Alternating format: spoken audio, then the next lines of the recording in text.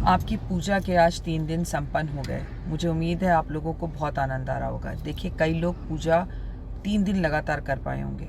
कई लोगों की पूजा सिर्फ एक ही दिन हुई होगी और कई की केवल 2 दिन हुई होगी। और ऐसा मेरे और आपके हाथ में होने वाला कोई नहीं होता।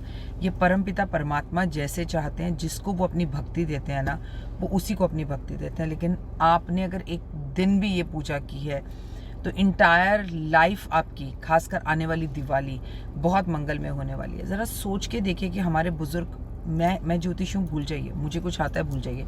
सिर्फ ये कल्पना कीजिए कि हमारे जो ज्योतिष वर्ल्ड की बातों को किनारे करके हमारे जो बुज़ुर्ग थे, वो हमारी मम्मियाँ 3 साढ़े 3 बजे उठा करती थी, भैंसों गायों की सानी करती थी, आंगन धोया करती थी, नहाती थी, उसके बाद जो है घर को साफ़ सुथरा करके फिर चूल्हा जलाती थी। मतलब इतना अभाव था भारत में, ना इंटरनेट था, ना फ़ोन्स थे, बेसिक सुविधाएं भी पूरी नहीं हो पाती थी, लोग बीमारियों से मर जाते थे। लेकिन इसके बाद भी वो आपसे और हमसे ज़्यादा खुश थे, उन्हें बीमारियां कम थीं और वो 100 वर्ष तक जीते थे। आज हमारे पास इतनी सुविधाएं कि यूं चुटकी बजाकर हम कुछ भी कर सकते हैं, बैठे बैठे घर कुछ भी मंगा सकते हैं। लेकिन इसके बाद भी हम ज़्यादा दुखी हैं, क्योंकि हम ईश्वर से दूर हैं। और इस पूरे ब्रह्मांड सृष्टि को चलाने की जो एनर्जीज़ है ना, वो मैक्सिमम सबसे ज़्यादा जो एक्टिव होती हैं वो सुबह के टाइम पर होती हैं। तो आप सुबह उठी, आपने पूजा किया, आपको खुद को अंदर से बड़ा एनर्जेटिक लगता होगा। मानती हूँ कि दिन में नींद आती होगी, सो जाइए। लेकिन जो आपने किया है ना ये 3 दिन 4 दिन, और जो महिलाएं आगे से कंटिन्यू करती रहेंगी मेरी तरह, जैसे मुझे आदत है 3:30 उठने की, तो 3:30 ही मैं उठती हूँ। उसके बाद मेरा बिस्तर मुझे सोने ही नहीं देता। तो आपको आपकी ज़िंदगी में ना ऐसे बदलाव दिखाई देगा। वो कहते हैं ना कि मुझको गले लगा के बैठा दिया फलक पे, मुझे खाक से उठाकर। ऐसा आप अपने लिए खुद के लिए करेंगी।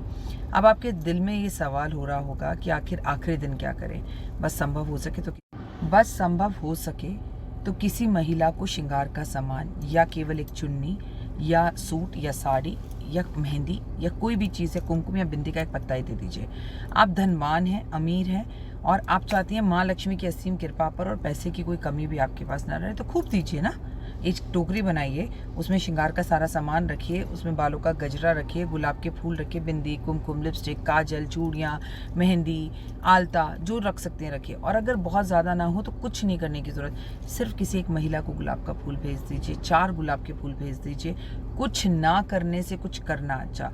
और माँ लक्ष्मी से कहिए, मैंने आपकी जो भी कर्म रहित, काम रहित और सामग्री रहित मेरे को जितनी आती थी, आवाहन विसर्जन पूजन कुछ करना जानू ना, कर्म कांड क्या है भक्ति में पहचानू ना, अभावों सहित शरण तुम्हारी मैं आई हूँ माँ, मेरे अभावों को कम करना, मेरी पूजा पूर्ण करना माँ। बस इतना बोल दीजिएगा। मतलब मेरे पास कुछ नहीं है, जो है जितना है मैंने पूजा की, पर इसे स्वीकार करना और मेरे घर में स्थिर रूप से वास करना।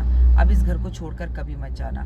दिन दुगनी रात चौगनी हम तरक्की करें। लेकिन महालक्ष्मी की पूजा के साथ साथ एक बात सदैव याद रखना, जब हम 4 बजे उठकर पूजा कर ही रहे हैं, नौकरों का अपमान मत करो, बुजुर्गों का अपमान मत करो, पड़ोसी की बुराई मत करो, किसी को गिराओ मत। किसी के गिराने में आपका हाथ कभी ना हो।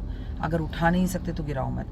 कोई सोसाइटी में किसी के अगेंस्ट कुछ बोल रहा है, उसमें साइन मत करो। भैया हमें मतलब नहीं है, वो जो मर्जी करे, हमें इससे लेना देना नहीं है। किसी की ऑफिस में शिकायत हो रही है, उसमें आप साइन मत करो कि जी हमें इस आदमी से प्रॉब्लम है।